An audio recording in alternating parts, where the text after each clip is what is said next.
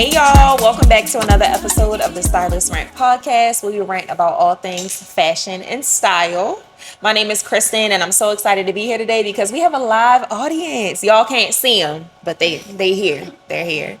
But my name is Kristen. I'm excited to be here today, and I am the style savant and style biz coach. And of course, I have a special guest. But first, my co-hosts. Hi everyone, it is your girl Tone, aka the Stylish One, and I am super excited to be here today for our very first live podcast. It's so many beautiful faces in the audience, y'all. Like if y'all could see it, like y'all would die.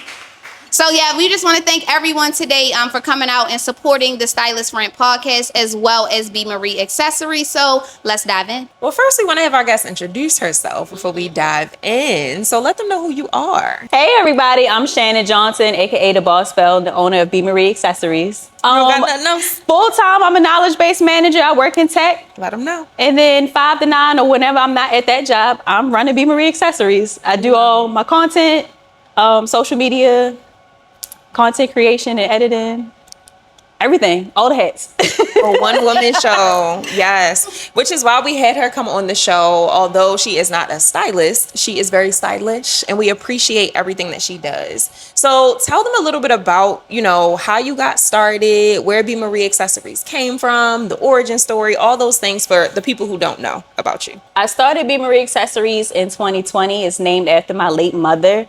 I always had an interest in really bold and different accessories, earrings, and they were usually bought from street vendors or different events and markets. And so 2020, at the height of the pandemic, I broke a really nice pair of earrings that I bought from a street vendor. And I just had a thought, like a little light bulb moment. I said, what if I just sell them myself? I wanted to curate that same experience that I had putting on different accessories for other people, other women. So I literally stepped out to the porch to my dad and said, do you think I could start a business? He said, do you think you start a business? I said, well, why not? And that was the birth of B.Marie Accessories. And so I lovingly named it after my mom. And this is my 5th year in business. That's crazy. Time is really flying. So fast. Yes, applause So for that. So how has everything been as far as business? I know you do a lot of vending events. You make a lot of sales, obviously. But how has everything been mentally and just business in general for you? Ooh, it's been a ride. It's been a lot of self-transformation. I'm learning so much about myself.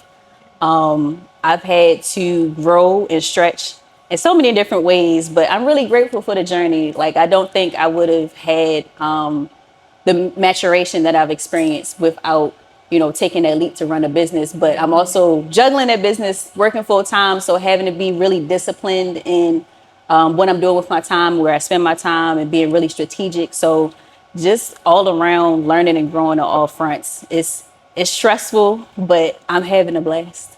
We love that. I feel like business is all about having fun. Once you take the fun out of the business, it's very soul sucking. So I feel like my question to you, and I know some people in the audience had this question as well, but what would you tell your younger self when it comes to fashion? Do you see yourself in fashion? Is this something that you're just like, wow, I never imagined myself? Or are you just like perfectly aligned where you're supposed to be?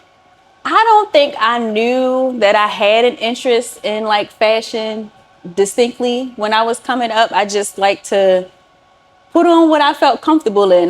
There were times where I would try to fit in, like I think in middle school, like there was a certain way, and again, we used to wear uniforms. Mm-hmm. So I wanted to wear my uniform how everybody else was wearing it, but I realized it didn't really fit me. So I kind of spent some time figuring out what type of khakis I wanted to wear, how I wanted to style stuff.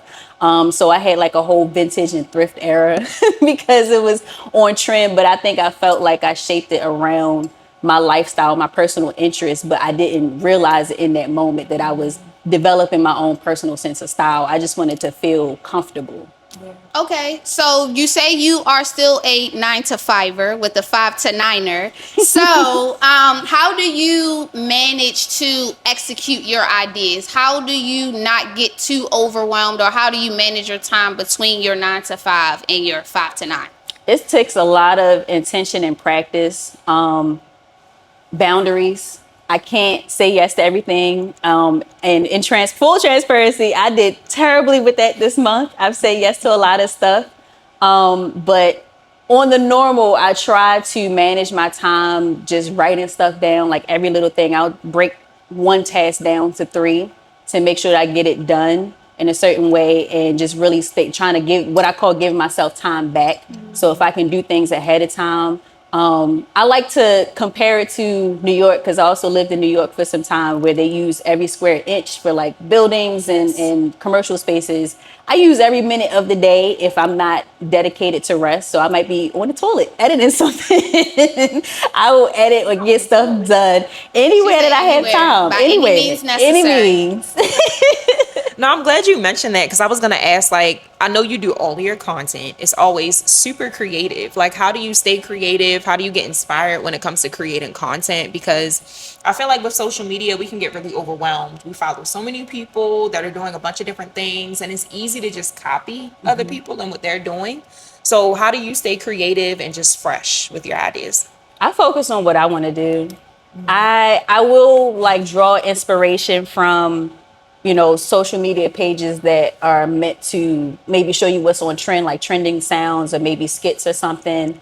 But everything doesn't align or fit with my goal or what I want to do or what I want to show, what impact that I want to have. So any content that I'm creating or any ideas that I come up with are natural to me. And that took some practice, because in this age of social media, like you said, it's a lot of pressure to do stuff that you may not feel comfortable doing or that you don't want to do. And those aren't my goals. I don't, like, if I get famous, sure, but that's not my end goal. So I stay to like maybe things that would in the past be considered uncomfortable as far as being vulnerable and transparent, but I do it in a way that's comfortable to me to have the impact that I'm seeking to make, whether that's talking about my creative process more, or maybe talking about lessons I learned where I've messed up at. Maybe I forgot something for an event, but what did I learn from that, and how did I bounce back from that for the next thing? So I'm able to still be vulnerable and transparent in a way, connect to people, but it's not so out of box. And it's like, girl, what you doing? Like, who is that? One-on-one content that you do when you're just like, hey guys, it's Shannon and this is what I'm doing. I just think we don't have a lot of authenticity on social media, and the Aries in me will only allow me to be authentic. So I love when people are putting out raw, fresh, innovative content, and I think that's something you do very well, whether it's just playing with transitions or, you know, adding a cute little sound I've never heard. You always got the bomb soundtrack. That's why we had you on the show. Yes. If you guys haven't already, please check out Shannon's TikTok. When she does her like day in the life in her vlog, she has the bomb soundtrack. I don't know where you're finding these sounds. I don't know if you got them in a cut or if you know somebody personally, but you do have the bomb soundtrack. And I feel like that's what attracts me a lot to your videos. I'm such a music girl. And I know we were literally just sitting here talking about Sinners, but I am such a music girl. So just tell me a little bit more about that. Like, what goes into your process, like, of creating content? Like, what's the, give me the outline. Oh, that's exciting to answer, because it's usually by accident. That's usually the best one. I never choose the sounds ahead of time unless it's a skit or a specific trend. I usually edit the videos as they are. If I'm trying to create a story or put things in like chronological order and like paint a picture, literally creating an environment through the content, and then I'll go back and see what kind of sound or audio fits. If it's one of those ones where I'm talking, I've started adding like the sound effects, because they add a lot of character to the video, and it's like kind of pulling people in. There was called like on-screen hooks, so like video hooks to draw people in, because they say people will keep scrolling and stuff like that. But it all goes back to what feels natural to me. So I'm never gonna be like jumping in front of the screen like, hey y'all, like I'm trying to sell y'all a car or something like that. Like, I'm usually at my desk working, so I'm just like, hey y'all, it's Shannon.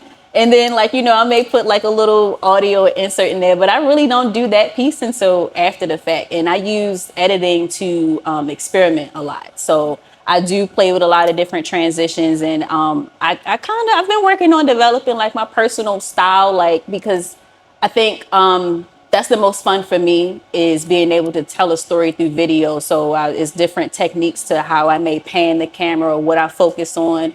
I've been trying to exercise. I do a lot of iPhoneography. I use my phone for everything. That's my lifeline.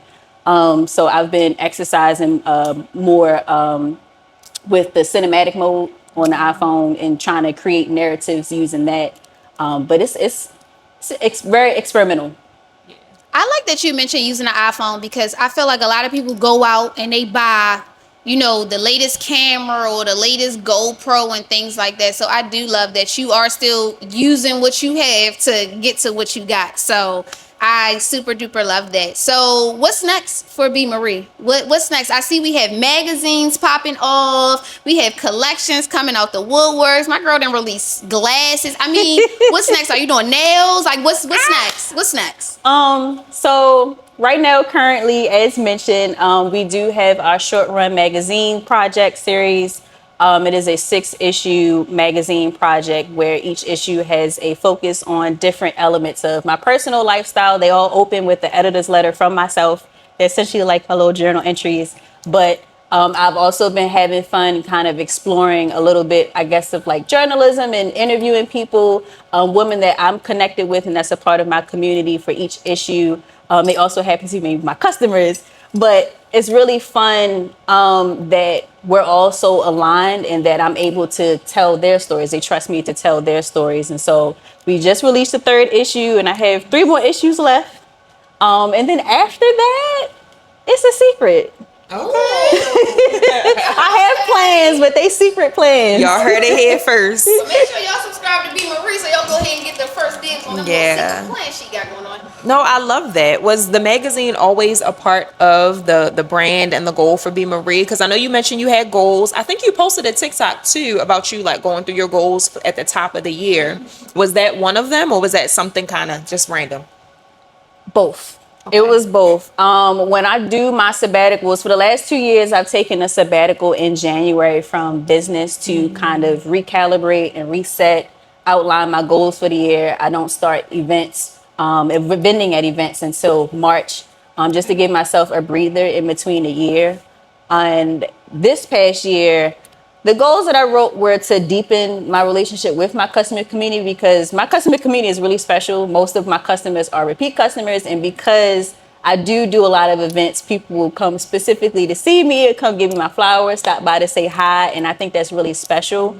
And so being awarded a grant the previous year, I was like, well, how can I strategically invest those grant funds? And so I came up with, at first I thought of a blog. But I was like, realistically, would I keep up with that? And this magazine ended up being a much heavier lift than I thought it would be. So I'm like, how am I going to keep up with this?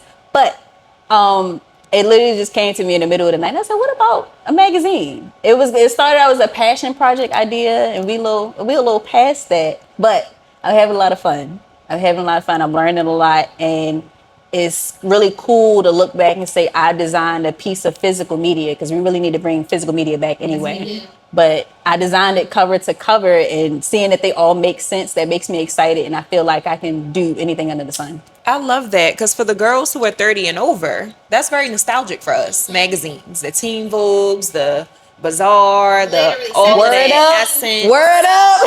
Girl, all of that. So to be able to create something to kind of speak to us and our journey growing up is awesome. So I absolutely love that. And hopefully you keep it going. Hopefully. Because we love a tangible piece. I love a tangible item. I feel like as a 90s baby, if we can take it home, that means we went there. Right. You get what I'm saying? Like, I love it. It's exactly that. Thank And you. we need to read more. Yes. Yeah, we do. So Yes. that's also another thing. We need to get the literacy back up. Yeah. Yeah. So how does your jewelry tie into, or not even that, but like how do you come up with the jewelry that you choose for the lines and the B.Marie brand? Because I know that's kind of like a style thing. Like obviously stylists, we choosing and picking, outfits, but jewelry, that's what you're doing. So what goes through your mind when you're choosing the pieces for your brand? At first I look at stuff that I like, but I know that everybody doesn't have the same taste as I do. I mean, even though people like my taste, the goal is to meet people where they are and get them to experiment with their personal wardrobe. So even if they consider themselves simple, I want to curate pieces that can add to that and accentuate their individual sense of style. So I find things that I like first, but then I'm looking at variations. I'm looking at color. In the last 2, maybe 3 years, I've been investing in more stainless steel pieces and maybe kind of staying more away from brass or alloy because They require more care, so I want to invest in pieces that people can keep a little bit longer. I'm looking at the seasons of things because summertime, maybe we tend to wear more gold, but I've also started sourcing more silver pieces because your undertone can determine which jewelry and metals look better on your skin. A range of different things, but mostly like things I think are favorable first, and then I kind of break it down. And sometimes I'll spend the hour sourcing stuff, and sometimes I spend 5 hours sourcing stuff. There's a bunch of different places, and I'm also looking at competition and see if anybody else has with the things that I'm looking to offer, what I already offer. I'm checking price points so I can stay competitive. And just looking at making sure, like, if I think something's going to be popular, if there's more than one place I can get it so that I can keep it in stock, especially with the current tariff situation. So it's a lot of different factors that go into that process. I try to be really intentional about that. I love it. I'm speechless. You answered all my questions. Like, I said what's next. You told me what was next. So, okay, my question to you, and I just love to ask everyone this question. If you could go on any set, movie, photo, music video, whatever, and have your accessories there, who would it be? Like, who would be the artist? Matter of fact, I already know the answer. It cannot be Beyonce. Who? It was going to be Beyonce. Okay. Well, I love Beyonce. I know you do. I love Beyonce. I know you do, because my girl don't play about that lady. Besides Beyonce, besides Rihanna. It wasn't going to be Rihanna. Okay. Give me a great answer, or your honest answer of, if you could show up on any set with your accessories, who would it be? I really want to work with Teyana Taylor. Okay. Okay, I love that. And it's actually so crazy because we love Tiana. I actually used her as our inspiration for a denim shoot that we just did. I love Tiana, so I'm totally with you with that. Okay. She's one of us. Like, she grew up with us. I know the first time I saw her was on Sweet 16. Sweet 16. She was that girl. She's still that girl. And I said, who is that? And ever since then, we've watched her blossom. So I love that you chose her. That's like my favorite part of following different artists' careers, because I know Doechii got a lot of criticism. They were like, oh, she's an industry plant. And I was like, a lot of the people that we're seeing, influencers, content creators, public figures, are people that have been there. Who was Destin Conrad? People don't even know he started from Vine.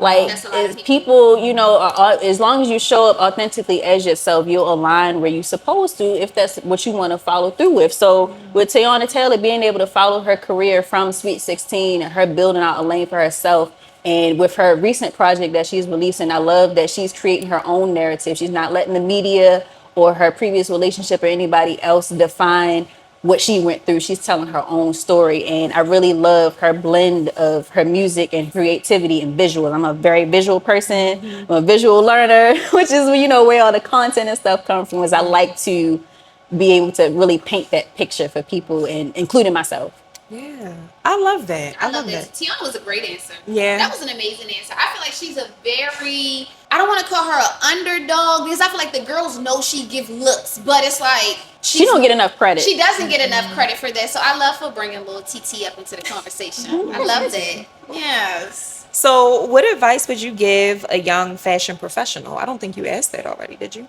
What advice would I give a young professional? Or we asking Shannon? You can ask anybody on this couch, but we can ask Shannon first. What advice would you give? Because you are a solopreneur. I mean, we all are. So I'm about to say, we are one man. And it's hard. It's hard. Very hard. Extremely hard. A young fashion professional. I would say set clear boundaries for yourself, with yourself, and for other people, and focus on your goal. Hold your vision. Like we evolve as people. I don't think we allow ourselves enough room and enough grace to evolve, or we feel like we got to stay in one place. The world is an oyster. You could do anything under the sun. So that's what I would tell a young fashion professional. I want you to answer that question. I'm just gonna ask you next. You can go ahead before me, because I gotta think. Okay. What I would tell a young fashion professional is to literally not give up. We started this, we were very young. A lot of people who had followed your journey had followed my journey. We've been at this since high school. So I feel like you just got to keep going. Like, I think the difference between I would say our generation and this newer generation is that social media was a privilege to us. A lot of people didn't even have Wi-Fi in their home. Let's start there. It wasn't because you couldn't afford it. It was just because that was not something that was a part of the everyday life. If you needed to get on the computer, you went to the library or you went to your job. You get what I'm saying? So I feel like, me and Reward actually had this conversation earlier. I feel like we were really one of the last like outside kids, like to go outside, touch some grass, get inspired. So I feel like what I would tell a young professional is to not give up. Don't compare your journey to someone else's because you never know what's going on behind the scene. I learned that the hard way. That's a good one. And just please, please, please, please, please, please, please be professional. Please. Do they know what that means? Listen, if you don't know what it means, please send me a DM because I will be happy to explain what professionalism is overall. I work at Morgan State University, the illustrious, and I work in the career center. I work in the career closet. If you guys saw how many students did not know the difference between casual, business casual, and business professional, you would fall out. We used to go to the club in our business. We used to go to the club and business professional because the motto was you always wanted to look your best because you never know who you were going to run into. Because, you know, when we were growing up, you can get discovered in the club, at the mall, in the Cold Stone Creamery. It didn't matter. But as long as you looked the part, you looked like something, you just never knew what those opportunities were. Going forward, I have showed up to photo shoots, job interviews, all types of stuff. And just the professionalism from the clothing down to the attitude. I mean, we're losing recipes. this is why I work for myself. Yeah. But we also didn't have social media growing up. To not too much of it. So But that's what I'm saying. Social media was a privilege. Yeah. And we had, examples. Our parents. Heavy on examples. We had 9-to-5ers. I feel like what we are missing is that 9-to-5 aspect. Everyone wants to work on the internet, which is fine. You get what I'm saying? But we still have to know the difference between professionalism and this is a hobby. So when it comes to business, if you're going to run your business as a business, you have to have professionalism one-on-one. If you're going to run it as a hobby, you can do whatever you want to do. But don't charge me job prices and you have hobby activities going on. Because then it's going to be a problem. So those are going to be my big 3 as far as what tips, tricks, and what I would leave for the younger professionals. I mean, and that kind of ties into my advice. Taking yourself seriously. Because I feel like for a long time, I did not take myself seriously. And it was a mix. It was a mix of me just not believing in myself, but also a mix of what other people said, like, oh, styling isn't a real job. Like, you just pick clothes out. Like, how much does that cost? A lot. $50. And it's like, well, it can actually be very expensive. Like, so don't listen to other people, especially other people who aren't in your industry because they don't know a thing. Unless they're giving you advice and they have your best interest in mind, positive feedback, criticism, all of that. But I know for a long time I listened too much to other people, and I feel like it hindered me and how I treated myself, my business, and all of that. So definitely take yourself seriously. I feel like that's the best advice I can give. And I like that because when you take yourself seriously, you show up as your best self. So that ties into professionalism. Like, if you know this is your first day on the job, why are we showing up how we're showing up? I mean, athleisure has taken over, and everybody who knows me know I do not play that. I cannot stand this takeover of casual. What? No, I don't own any sweatpants. I just bought some sneakers. Okay, shout out to my best friends because they made me get them. But the casual thing is, the world has become too casual. We need to get dressed. Okay. There's too many clothes out here. We need to get dressed. I like a little blend of both. But okay, so me and Kristen had this convo. We call it elevated casual. Okay. I can deal with elevated casual. So even getting back to the Lulu, I love a set. If the top match the bottom, baby, I'ma get it. Okay? So in my mind, when you match, that is elevated already. If you have on a gray shirt and black pants, to me, you already don't match. So now I'm thinking all different types of things. Like, what's going on? Are we not taking this serious? But with we just need to put a little bit more into ourselves, and we will feel better, we'll look better, and then we'll be able to take better care of ourselves and be able to present ourselves better. So, yeah, very much so. I definitely try to convey that through my brand as well. Like with some of the pieces I sell, they're a little toned down. Like, you know, the studs that I have on are like the mini hoops. It's been times we were like, "Oh, you look so nice," and I just have on like some flared sweats and maybe like a hoodie, but it's the earrings and the frames, and it's like, oh, you look like something. So you could start like really small by elevating your outfit, even if it's simple, to make something about yourself and make yourself feel good when people are telling you look nice and you didn't expect that leaving the house. I'm like, girl, I'm running errands. And that's the great thing about accessories. Like I said, you can have on a very casual outfit, but once you add those details, that is what elevates the outfit. So that's what we mean when we say elevated casual. Like, yes, you can have on a sweatsuit, but throw on a cute little sneaker, throw on a cute little pair of earrings, throw on a little bag, just to make you feel like, make it feel like you cared when you left the house. I think that's my big thing. But yeah. I was going to say, I have a question for those of us who are still trying to tap into the accessory game. Because I don't wear a lot of jewelry. I'm sure we had this conversation before. So what advice would you give to someone when it comes to accessorizing? Like, what is considered too much? What's considered not enough? You know, getting into the mixed metals, like all that stuff. Let us know. I mean, look, I got my B.Marie ring. This is the only mixed metal you'll see, but That's because this girl done went on rants about mixed metals. I'm learning. She don't like mixed metals. I'm learning mixed metals myself, but I think overall, for people that aren't into accessories, just off bat, do what's comfortable. That's usually my baseline advice for most things. Like, you recognize that it's time to leave your comfort zone, so start small. You don't have to overwhelm yourself. So maybe start with one ring.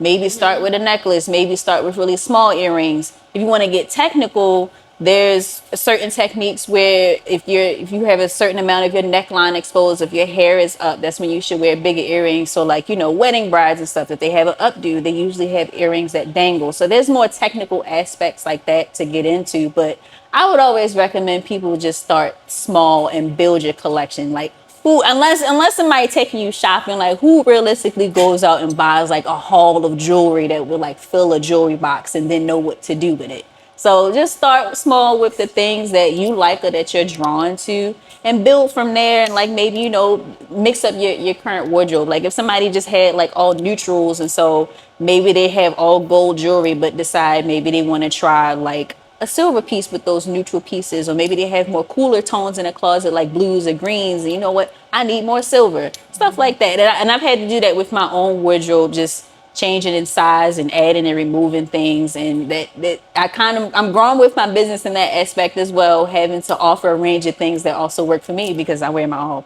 own pieces. So kind of aligning those things there and staying moving and transitioning in a way that's comfortable for me. What's your must-have piece? What are you not leaving the house without? Earrings. Earrings, okay.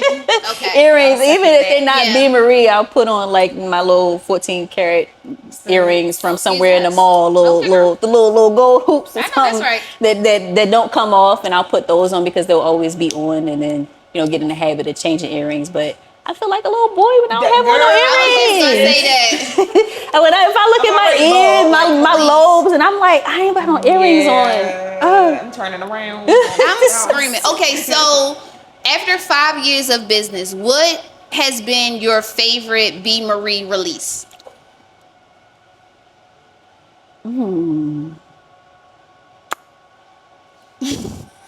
That's a good one. She got me. It would be the magazines. Okay. But they stress me out. They's your babies. The frame stressed me out as well. Okay. But now, what about the frame and what about the magazine that stressed you out? Give us a little detail on what happened. So the backstory on the frames, I wanted to offer the leather eyewear pouches with them to carry the frames. I remember that. As I also give a microfiber cleaning cloth with all of our orders to keep your fashion accessories, clean, free of oil and dirt and stuff like that when you wear them. Because just because it's not fine jewelry doesn't mean you don't have to take care of it. And it makes it last longer. So I wanted to offer that with our eyewear as well as the cleaning cloth and a suede drawstring pouch. The leather pouches, the first manufacturer I worked with, I negotiated one price and they were like, yeah. And they sent me samples and I was like, yeah. But when we completed the order, what they sent me was not what the samples were. And I was like, hey, these aren't right. And they were like, well, they still open. And I was like, well, no, I want my money back. So I had to fight for that and then pay another manufacturer to do them over. So that delayed the initial release of the frames, but I got it done.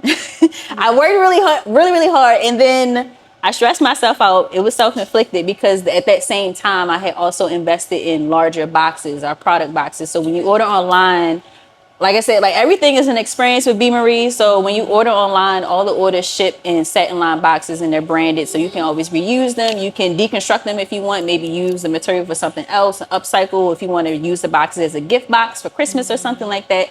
But needed bigger boxes for bigger earrings. And so I had also invested in the production of those at the same time as the pouches and the eyewear. I think I did 11 events that year. Just trying to get all of that done. And I was also like, that was in there a year I was networking really heavily.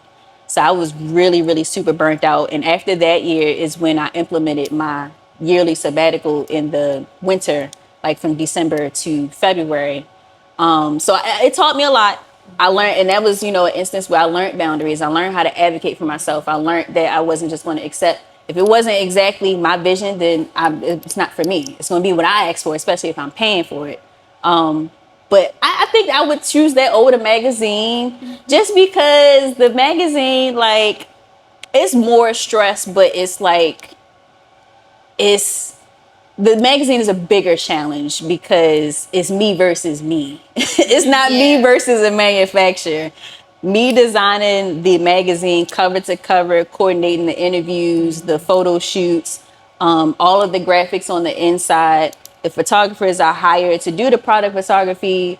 There's a new arrivals page that I do each issue. I do all of our product photography, so I edit those photos for the magazine as well. But none of that gets done if I don't do it. So while I could outsource, we like halfway through the project now, so it's kind of, I just had to finish it.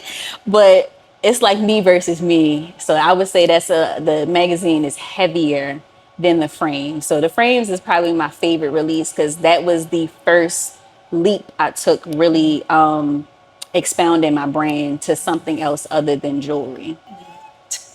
Exactly.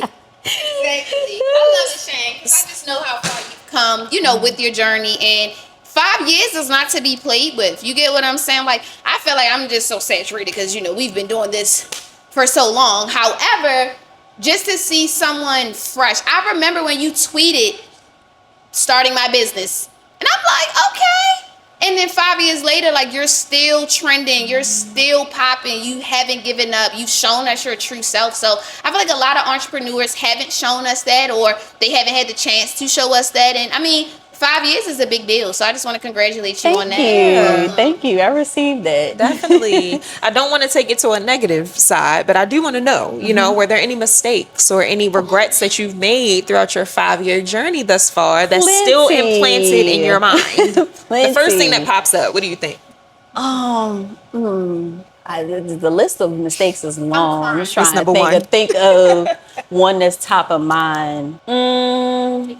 She Probably, compartmentalized everything. I did, because once I find a solution, I had moved on. Okay. Well, reflected back on the whole eyewear situation because that was the first big hurdle. Okay. I think I regret not planning better. That I think because it was so hard because I was trying to do a billion things at one time. I was applying for grants, and meanwhile, like, one of those grants that I was awarded that year was late, which put extra stress on the development of the frames. At the same time, I was doing the boxes, and I hadn't really planned any of that out like I should have. Like, I said there's like a secret thing that I'm working on for next year because I'm thinking ahead. And I think early on in my business, I wasn't really thinking ahead a lot. I would have a vision of like what I wanted to do, but I would just do it, which works for some things. As an Aries, you know how that go. I love my Aries girls down because the compulsion. I think sometimes like having that fire under you is beneficial, but the deeper you get into business, not so much. They get costly, financially and energy wise. So I think that's the biggest mistake that comes to mind is that I didn't think that through. I'm glad I made it to the other side, but I definitely wanted to quit.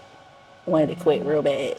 That's usually how that goes. It gets real tough, real hard, but you don't give up because you never know what's on the other side. Yeah, like you said, you don't know what's on the other side. You don't know what's waiting for you, and you don't know what other ideas you may have that come to mind. So why quit a business and then the next day you have the best idea ever? So you gotta just stick it out. And that's one of my tips to these younger professionals: stick it out. You cannot do something for 6 months and then be like, "Oh, it's not working." What about the next 6 months? You don't know. So I think that's super important. Thank you for sharing that with us. Absolutely. So we see that it works. Yeah. Yeah. And this is our last question, and then we'll hit the audience and see if they have questions for you. But where do you see B.Marie in the next 5 years? Because you'll be 10 years in.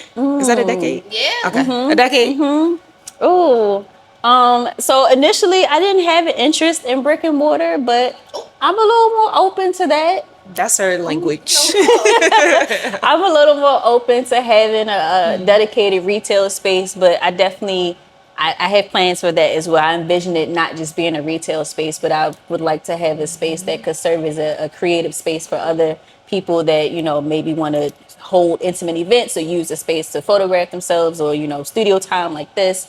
Any of that aspect, but I would definitely have to work with people to figure out how that works in a retail space. But I would like to do that. I'm a lot more open to that. Then there's the secret thing that I want to work on. It's the secret. The secret thing. I don't know how, you know, where how the far that would take me because it's different. I'm not gonna keep talking about this since I'm not gonna talk about what it is. Right. But Keep speaking it out. We can find out eventually. Just keep speaking on it. and I you know, it might be like butterfly consulting maybe somewhere down the line. I would like to help people develop their brands and their businesses because as you spoke to, like a lot of people don't understand like that one day you talking about giving up might be the day that you make it. And I feel like a lot of people have a lot of great ideas, but the execution just needs work. Or, you know, we were having a conversation earlier about social media and people feeling like they have to do what everybody else is doing. Everybody wants to do it, get ready with me, but we didn't ask to get ready with you. You can focus on your why we don't have to be naked. Yeah. But you can focus on your skills and your interests. If you aren't showing up as yourself, your people can't find you because you being somebody else. So I think That's a word. Say that again. if you aren't showing up as yourself, your people can't find you because you're being somebody else. You need to put that on the shirt. Literally. We'll Can it buy fit in the earring? Yeah, you probably don't.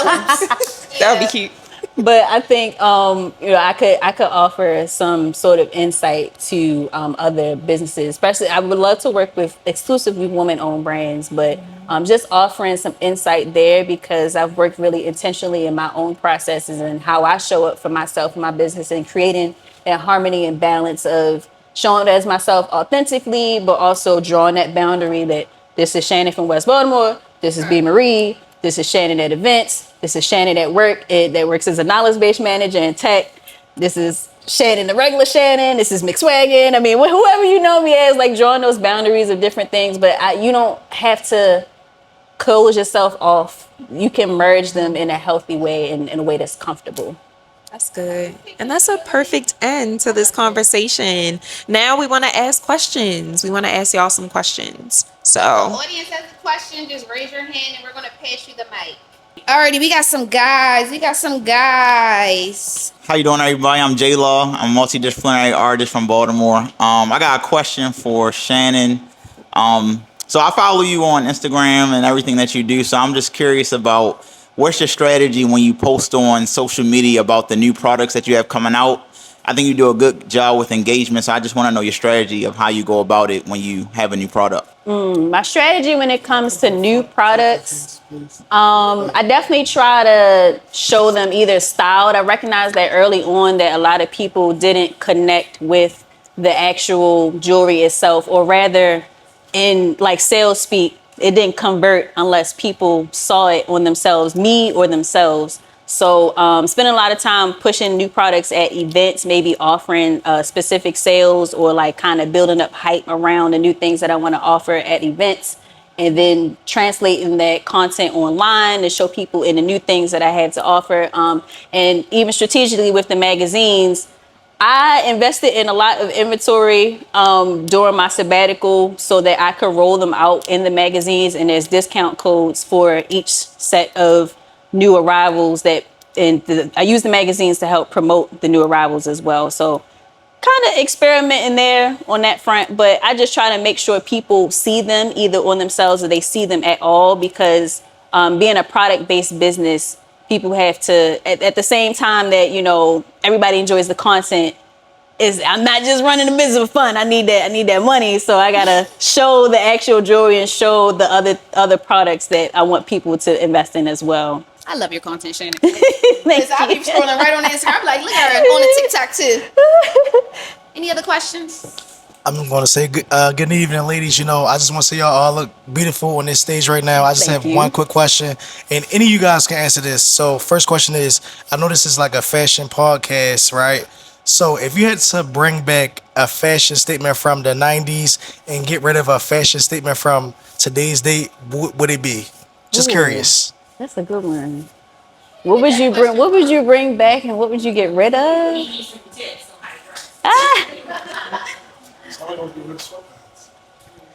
Literally, to get rid of sweatpants. I would definitely bring back power suits, like power shouldered suits, because I'm just such a boss. Pads. Come on now. New Blair 99, I would bring it back. I would definitely get rid of athleisure. Definitely. I am so sorry, but I just feel like there are other options. There are great jeans, there are chinos, there are khakis. There is suede, there is corduroy, and you're telling me you wouldn't put on a sweatpant? No, thank you. So I would definitely bring back power suits with big shoulders, and I would get rid of athleisure wear. I would have to get rid of those pointed toe, open toe heels. The ones that's like open toe, but it's pointed. We don't own those. We don't know. And like the clear heels. Yes. I don't like that. The feet be sweating, they get foggy. Your feet look like chicken thighs. Like, they get foggy. That's not cute. In the steamer. Hopefully nobody in here got them on, no offense, but I hate those. But I also don't really like heels like that. I like being comfortable. So I love, like, from the 90s, the Aaliyah phase, like, the girls dressing like boys. And I feel like it's kind of coming back. The tomboy, the oversized jeans, the little baby tops. Like, I love that style because I'm comfortable, but I'm also cute and still kind of showing some skin. So I love that. But the heels, y'all can keep. So you say get rid of heels, bring back the tomboy style. Okay. Well, they already coming back. Gauchos. I like the barrel jeans, and I got me. They don't call them gauchos no more, but like the way that they're cut. I've been paying more attention to how pants are cut on me, so I can stop buying pants because I'm not doing anything but growing this way, not up, but this way. So I like the wide leg pants. Skinny jeans aren't really trending, but like when I see people in them, I'm like, I want to know why. I don't like skinny jeans. What you gonna wear in your boots? We need them for the boots. I wear my boots under the wide leg pants. But that's a boot cut. We need the skin knee because I want to show off my boot. I paid for this boot. Y'all won't see it. That makes sense. If I paid for a thigh high, why would I put it under a boot cut? Exactly. That's a good point. Now we wasting money. Right. All right. Any other questions? We did have some questions. All right, we're gonna do two more questions. Hey, my name is Shannon. Hey, twin. Hey, Shannon. My question is for everybody. Who in your life is your biggest style or creative influence? My style icon that will probably be in my life is definitely my mom. My mom is a stylist. She's a bridal stylist. She's the freshest lady I know. Been fresh since '94. So I would honestly say I'd get a lot of style from my mom. Like a lot of the pieces I own are straight out of her closet. We're both thrifters. She raised me in the thrift store. So we don't really exchange clothes. It's more so like once I take the clothes, I can keep them type thing. But I love just how my mom has always been authentic. Like when I go through old pictures, she's never looked like anyone next to her. Like, so, and when I look at pictures of myself, I'm like, man, I'm looking just like her. Like, what's going on? I'm not matching nobody in these pictures. So I definitely think my mom has literally been my first style icon and probably my only. So, yeah. Well, let me not say only, because y'all know I love a good Rachel Zoe. If y'all ever watched the Rachel Zoe project, y'all can see how me and her is like this. And June Ambrose, of course, because she has definitely, paved the way for what we do. And Misa Hilton as well. Because Misa don't really get her flowers how she does, but the fact that so many people copy Little Kim didn't dress herself. Let's start there. Stylists have been very, very, very important, in this celebrity game altogether. There are very few people that still dress themselves. So definitely my mama, she's going to be number one, but I'm definitely going to put June and Rachel underneath because we grew up with them on TV. They both had TV shows, they were all styling, this, that, and the third. Rachel Zoe is who I go to when I'm looking for that complete look. Like Rachel Zoe don't play. She do hair, makeup, outfit, shoes. June Ambrose is more of a, this is the thing that I'm going for, so let me just go get the clothes that match all of this. But Rachel, very detail oriented, whereas though June is much more fun with her pieces. So I think, meshing those two together, that's how I kind of came up with my style today. So, Okay. As far as like a regular person, not a celebrity, but I'm gonna say she like regular family. She is a celebrity, right? Yeah, like I would say my sister, to be honest. We're 9 years apart, so she's basically my mother, my second mom. And she inspired a lot of my style. I used to steal clothes from her all the time. And I still have some of her pieces. And I just feel like she started that whole fashion thing. I mean, I think it trickled down from my parents. And then because my sister, obviously we were closer in age, I kind of was able to wear her clothes and get more inspired and all the things. And she was always looking for something different that nobody else had. And I really think that's where I got my style from. I remember when you mentioned, in not high school, but like middle school, elementary, when we were younger, we loved copying because we wanted to look like everybody. But like as I got older, I hated doing that. I didn't want to look like anybody else. So that's kind of where I got my inspiration from, my sister. But as far as like a celebrity, I always love to say Tracy Ellis. Tracy Ellis Ross is always a good one. And y'all are very similar, very classic, very timeless, very, I'm going to pop out, but it ain't about to be too much. I mean, I like that. Thank you. I really don't look too much into celebrities, but I do, I'm trying to get more into that and like just seeing what they have on just to get inspired. But yeah, Issa Rae is another one I would say is another girl that I love. I love her style, or woman. And then the influencers. I love Mia Janae Naylor. I knew you were about to say Janae. We That's my girl. Kalana Barfield Brown. She's not an influencer, but her style. Though, so I feel like she can still be an influencer. Her style is great. And I think that may be it. I'm sure some more people. Carolyn Gray. I don't know if y'all know about her, but she's actually from Baltimore. But she lives in New York, and I love her style too. So, and they're in their late 30s, 40s. So I'm always looking at people that are older than me. That's another thing too, because what they say, I see the future and it's bright. Like I want to see someone who's just a couple years older than me. Just say, I get it. I totally get it. I mean, I do look at my counterparts at all times, but so what you trying to say about me and Shannon? I didn't see y'all. Oh, okay. So whatever. Shannon. My first influence was definitely probably my mom. I mean, I would take both my parents' clothes. My dad had a lot of sweaters and stuff that I would borrow. Say, your father keep a sweater. Okay, he definitely was real cozy. So during my thrift era, I took a lot of his sweaters, and my mom, I was taking her jewelry or whatever else. And then after she transitioned, I was still in them closets and them archives and getting the stuff that I wanted to still wear and keep alive. One of my favorite pieces of hers is a sweatshirt. It's a burgundy sweatshirt, and it has Waiting to Exhale on it with all the women from the movie.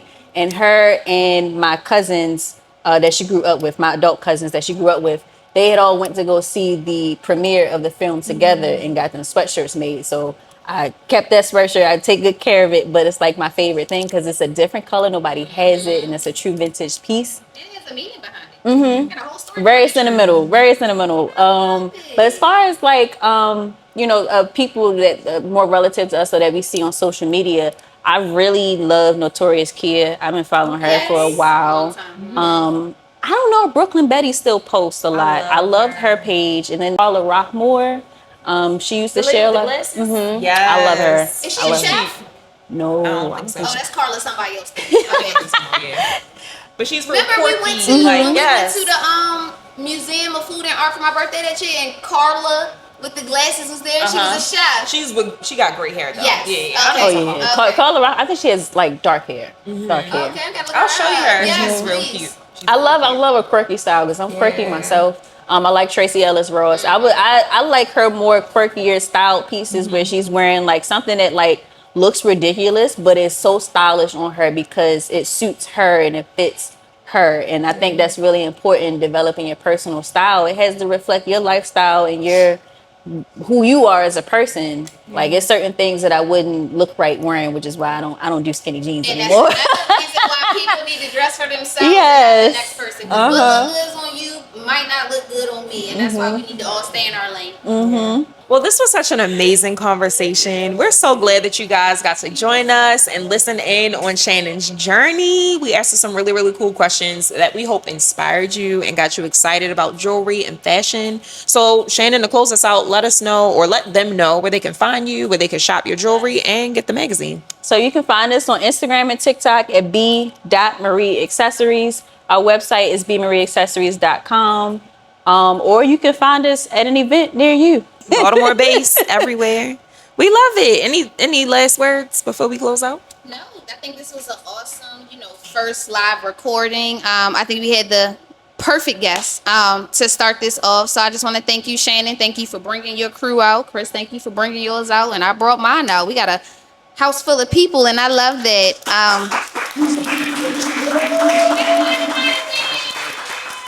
Okay. So with this being our live recorded episode, we wanted to kind of do like a mid-season break. Like Shannon said, we need to recalibrate, refresh, enjoy our summer. So Kristen and I will be taking a 2-month break from the Stylist Rant Podcast, but we will be back in September. So y'all make sure that y'all are locked, loaded, and ready to go. But throughout that time, we will still be uploading content from Kristen's point of view, from my point of view, just kind of, how we do things in our businesses. We still want to keep you guys engaged. So if you see us out, jump in our camera, say what's up. But yeah, I'm excited. You want to reflect on these first couple episodes that we've had? Quickly, we can wrap it up because I know y'all tired. But no, I think we did really, really well with coming up with the ideas, staying consistent as we can be.